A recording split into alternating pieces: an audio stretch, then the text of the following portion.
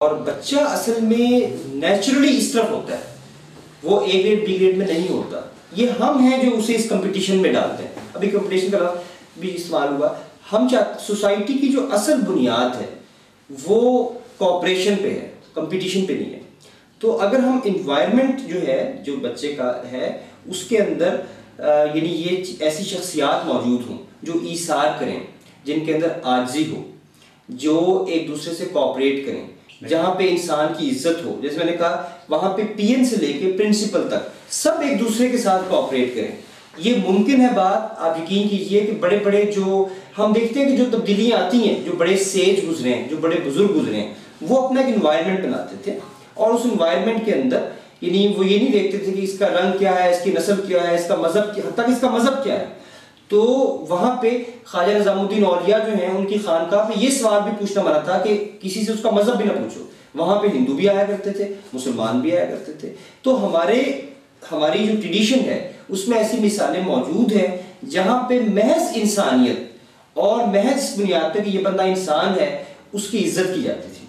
تو اور کمپٹیشن اور گروہ بندی اور فرقہ واریت اور اپنے خول کے اندر بند ہونا یہ چیزیں موجود نہیں تھیں. یہ دور زوال کی چیزیں ہیں. ہمارا جو مسلمانوں کا دور عروج تھا وہاں پہ بغداد تھا، دمشق تھا. یہاں پہ ہم نے بہت خوبصورت یہ جو کرتبہ تھا، یہ بہت خوبصورت تہذیب ہم نے دنیا کو دی ہے. تو ہمیں اس تہذیب سے ایسی بصیرتیں اور ایسی جو ہے دانش جو ہے وہ موجود ہے وہاں پہ، ہم وہ لے سکتے ہیں آج کے دور میں. یہ مشکل کام ہے. میں یہ نہیں کہتا کہ یہ آسان کام ہے اور یہ بس آسانی سے ہو جائے گا. اصل میں اسے اسکول بھی نہ سمجھیں آپ. مطلب یہ ایک طرح کا ایک فضا ایسی قائم کرنے کی بات ہے کہ جہاں پہ کچھ بہترین لوگ جو ہیں وہ اپنے آپ کو ڈیڈیکیٹ کریں.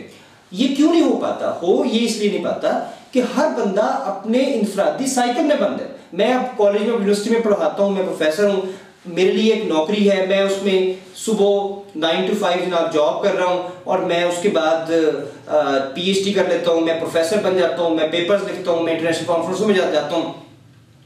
یہ ادارہ چلانے کے لیے مجھے یہ سارا سائیکل توڑنا پڑے گا، مجھے اپنی زندگی وقف کرنی پڑے گی. ہم اپنی زندگی وقف کرنے کے لیے تیار نہیں ہیں. تو الحمدللہ یعنی ہمارے پاس کچھ لوگ ہیں کہ جنہوں نے یہ طے کیا کہ وہ اپنے آپ کو ڈیڈیکیٹ کریں گے. میں خود اپنے آپ کو اس کام کے لیے ڈیڈیکیٹ کرتا ہوں. میں یہ الٹیمیٹلی اس ادارے میں لے آؤں گا اور اپنے آپ کو، اور پھر یہیں سے ہم ایک فضا بنائیں گے جہاں سے یہ ممکن ہوگا کہ ہم اس طرح ایک ماحول جو ہے وہ بنا سکیں جس میں بچے کی شخصیت اور اس کے کیریکٹر پہ فوکس ہو اور علم جو ہے اس کا ذوق پیدا ہو اور ذہانت اور اخلاق یہ اکٹھے ہو جائیں.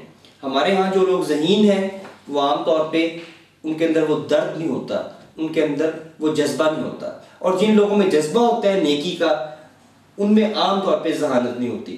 تو یہ بھی ہماری سوسائٹی کا ایک کرائسس ہے اور یہ ممکن ہے کہ ان دونوں چیزوں کو ہم یکجا کر دیں. میرے خیال میں کچھ بھی ممکن ہے دنیا میں. یہ کہنا کہ آج تک ایسا نہیں ہوا یہ بھی اس بات کی دلیل نہیں ہے کہ آئندہ ایسا نہیں ہو سکتا. ہم اگر کمیٹڈ ہیں، ہم اگر مایوسی کا شکار نہیں ہیں تو چھوٹے سطح پہ صحیح، ہم بڑی سطح پہ نہ صحیح، چند بچوں کو لے کے کم از کم ایک ایسا ماحول ضرور پیدا کر سکتے ہیں.